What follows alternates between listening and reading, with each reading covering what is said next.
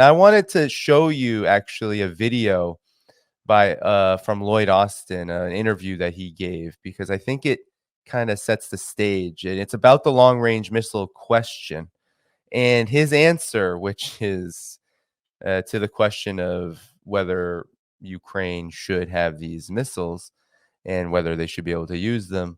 I think his answer kind of perfectly encapsulates what we are talking about here with these escalations and these risks, while also showing how the U.S. is very much aware of these risks and also of maybe the folly of this whole project altogether. But here we go. President Zelensky has repeatedly requested these long-range attacks inside Russia. Even allies agree. So what is stopping the United States from giving the go-ahead?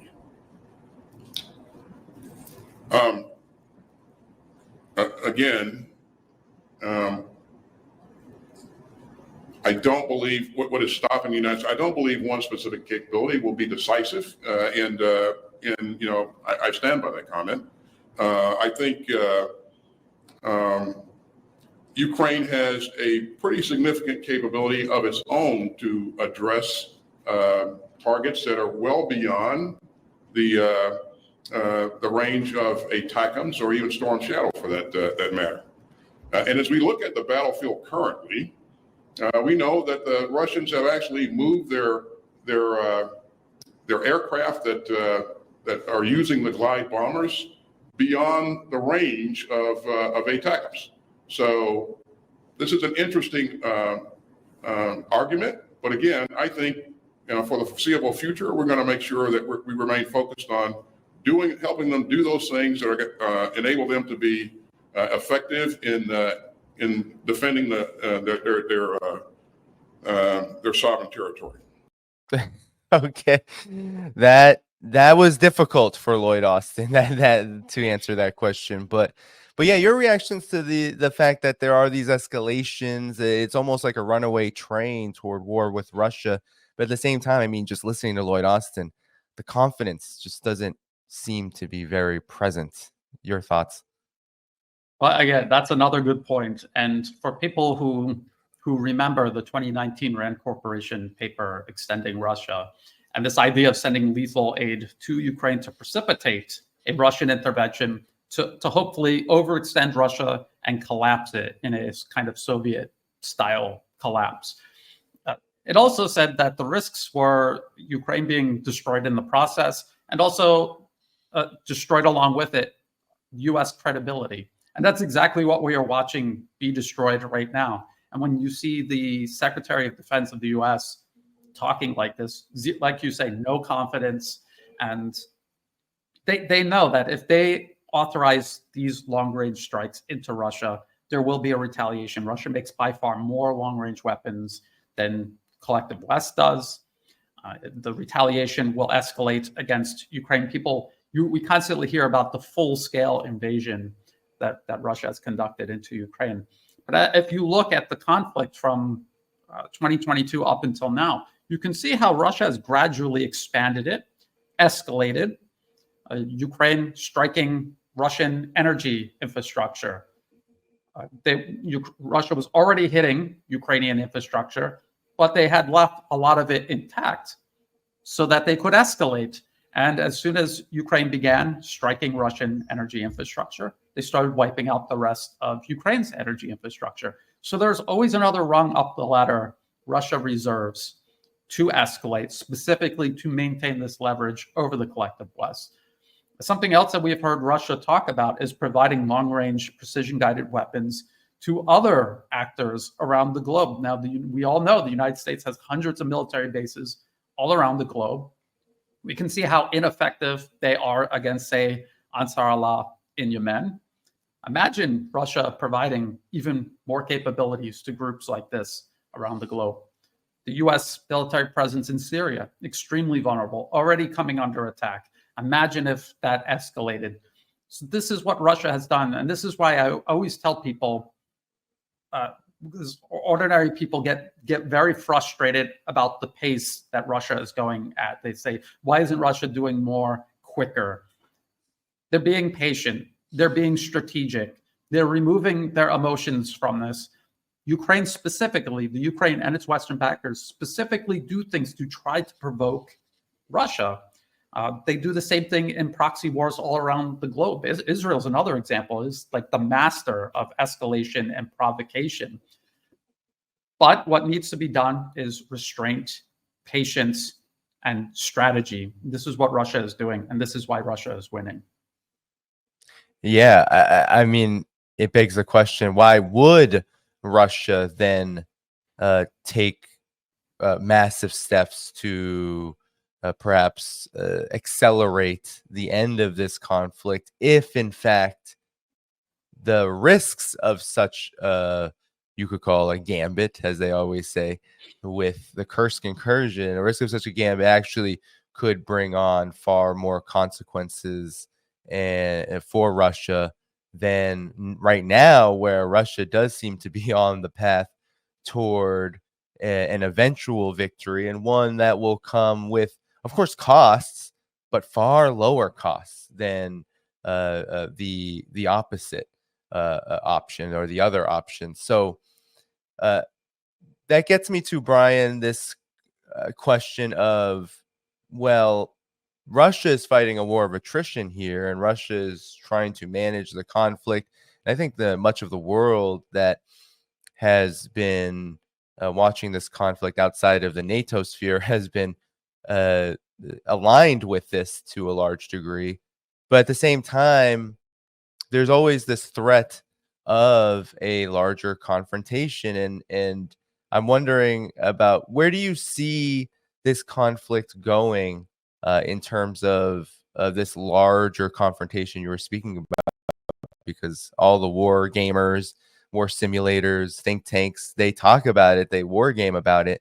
But at the same time, it seems to be happening in this conflict the longer that it goes on. So there's almost this catch-22 even for Russia, right? Russia, war of attrition, trying to fight this conflict in a way that works for them.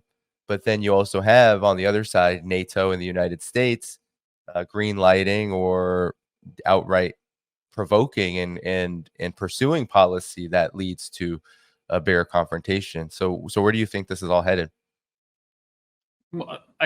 So Russia is going to obviously try to fight this war in the way that is most beneficial for Russia. It does not have infinite amounts of manpower, equipment. There are limits to its military industrial production. It always has to keep in mind the possibility of a direct NATO intervention. I mean, how can that be ruled out? I don't think that it should be ruled out. The possibility of the West escalating in many other ways. It's something we have to remember from the Rand Corporation paper in 2019.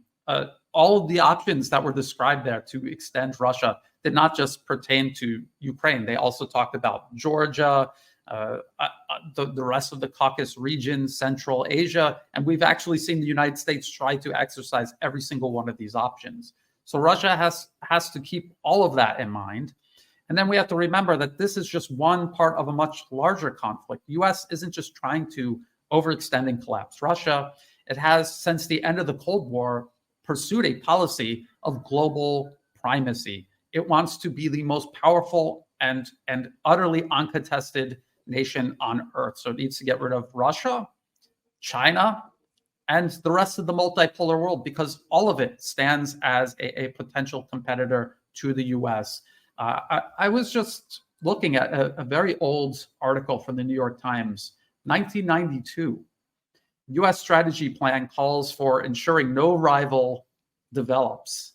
Right. And it just outright says the U.S. wants to maintain primacy, needs to eliminate any nation that could possibly compete with the United States. And if you read any of the national security strategy papers, doesn't matter what administration, Trump, Biden, Obama, Bush, Clinton, they're all identical. Essentially, they reflect this elimination of any peer or near peer competitor. So this is what the United States is doing. That is the whole point of this proxy war against Russia. That is the whole point of escalating against China and Asia Pacific. That is the whole point of eliminating Iran and its allies in the Middle East. That is the whole point of interfering and destabilizing Latin America. It does not want any center of power, either a nation or a collection of nations, being able to assert their own interests over American interests in their mind, span the globe, are entitled to the entire globe. So we always have to look at every single one of these conflicts in that context. One last thing I wanted to talk about with the long-range missiles, you have to remember that it's not just Russia, it's also China. The US needs as many long-range standoff strike weapons as possible for any potential war it tries to provoke with China. So we've been hearing about the JASSM air-launched cruise missiles. This was a centerpiece of a potential war with China. If they start sending them to Ukraine, they have none to spare for China. They don't have enough to go to war with China. If they start sending them to Ukraine, then they're basically ending this conflict with China before it even starts, before they even provoke it. Yeah, and that's been a concern, I feel, since really the beginning of the arms problem that you have covered so much in detail, Brian. Ever since, I think we can trace this back, correct me if I'm wrong, Brian, to that vaunted Ukrainian counteroffensive. Once that ran out of steam, and it was quite quick, actually, that it ran out of steam quite quick. After that, yeah, but even leading into that, there was all this concern about, well, how much aid do we give for a Ukrainian counteroffensive versus how little, how much? And then after that, it's been a big struggle, even though, of course, we know that Ukraine's been getting something. But what does that tell us then, Brian? If even now the reports are, the aid could run out at any point. It's going to run out next week. There may not be enough. Yet Ukraine, Ukraine is bogged down in Russian territory. I mean, that's a huge escalation for such a dire problem. No. Exactly. It made absolutely no sense. But again, if you just remember that even in Kiev, the whole point is to just string this out for as long as possible. They needed the PR points, I guess, more than they needed the manpower and weapons. I guess they feel like even though the front line is collapsing, think about it this way: the front line is collapsing in the Donbas region, and if they just kept all of their troops there, it would just keep collapsing, slowly collapsing. The price for Russia would be much lower than if they did this incursion into Russia and at least scored some PR points, boosted morale, and possibly got this to drag out even longer.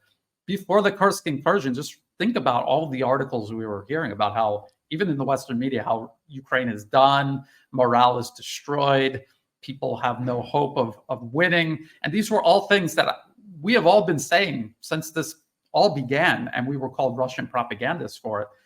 Then the Western media was reporting on this weekly, daily. And then the Kursk incursion helped give a boost, but it's entirely artificial. It is psychological, solely psychological. And what it's actually done is accelerate the actual crises behind the lack of morale that they were so worried about in the first place. So it's a lose-lose proposition no matter what they do. But what they're trying to do is keep it going for as long as possible and do as much damage as possible. The last concern that they have is of Ukraine itself. Its people, its territory, its military forces. That's the last thing they care about. They don't care about it at all, actually. And so this is something that they're willing to sacrifice to continue incurring as steep a price as possible for Russia. So we have to keep that in mind. We have to keep in mind that they're going to do the same thing with Taiwan and also the Philippines, also with Europe. I distinctively remember, this is something that I was wrong on. I had thought for sure that Europe was going to gradually continue working with Russia, continue working with China, because it served their best interest to do so. And any sort of continued subordination to the US was going to destroy Europe. But I was wrong, because they had politically captured the European government through the European Union. And the leadership there did not care about Europe's best interests, and they continued Europe's subordination to the United States. And now we see that this has begun destroying Europe itself. This whole conflict with Russia is destroying Europe. So it's not just Ukraine the US is willing to sacrifice. It is also Europe. They're willing to sacrifice everyone and everything to try to achieve this geopolitical objective of maintaining primacy over the globe. You have to remember, when they say no competition, no peer or near peer competitors, they mean Europe also. Yeah.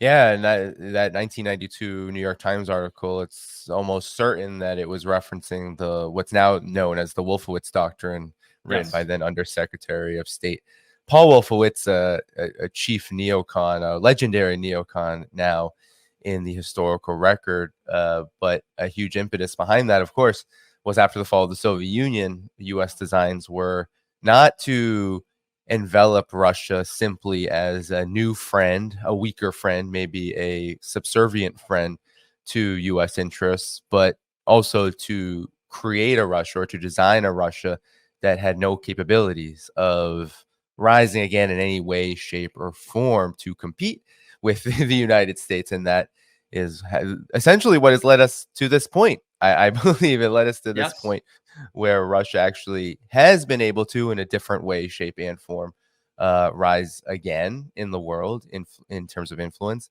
and that has led to all of the U.S.'s policies of aggression toward Russia. So, finally, to close on Ukraine, Brian, lots of talk about nuclear weapons lately, right? So over the last several months, you've had Russia conduct nuclear tests with Belarus on tactical nuclear weapons. You've also had commentary back and forth about, oh well, would Russia launch a strategic nuclear weapon to show the West that it has them in order to establish deterrence once again? Because even just recently, as the Biden administration makes its way out, we have talks about a renewed nuclear strategy, preparing for a three-front nuclear confrontation with Russia, China, and the DPRK. So, Brian, your final thoughts on how Ukraine has kind of opened up this global or opened up maybe the Pandora's box of this larger agenda globally that we see from the West? The ultimate irony is the narrative goes Russia is so desperate and losing so badly that they're going to use nuclear weapons to try to regain control of the conflict, even though we can see it's the exact opposite. And we're hearing about nuclear weapons because the US is saying, well, we did this, we did that, it didn't work. Our enemies are getting stronger. What else do we have? And when you're panicking, what do they always go to? Well, what's more than artillery or long-range missiles? Nuclear weapons. And so that's how we're arriving at this. Russia knows that eventually they will get so desperate they will either try to intervene directly or they will resort to something like nuclear weapons, tactical nuclear weapons, maybe, or even strategic nuclear weapons. So they have to be prepared. They have to make it abundantly clear to the collective West that they are ready for this escalation. That's what this is all really about. China building up its own nuclear arsenal. This is solely because they realized that the US would go as far as using nuclear weapons. That is how desperate they are to try to contain, encircle and contain China. And this has been a fear that they've had for a long time. And when you look at the historical records, the US considered using nuclear weapons during the Korean War and also the Vietnam War. And both of those wars were part of a much wider strategy to encircle and contain China. And they had also planned on how to use nuclear weapons to just annihilate China, because they realized that eventually someday China would begin to rise and could potentially surpass the United States and its collective alliance of other captured states. So it really is, it's projection onto Russia, what the collective West is actually thinking about. We're losing. What can we do to try to regain the advantage? Well, we have nuclear weapons. Thank you for tuning in to my latest video. I appreciate all of your support. This channel, however, needs your help. I am seeking to make this channel more sustainable in the long term and upgrade necessary equipment to ensure that this work continues onward and makes progress to give you all of the geopolitical analysis that you all deserve. For that reason, I'm asking you to become a member of my Patreon community at patreon.com/DannyDhaiphong. You can find that link in the video description or in the pinned comment below. For whatever amount you choose to give, just know you are supporting independent media that you can't find anywhere else. Thank you so much, and I look forward to the next video.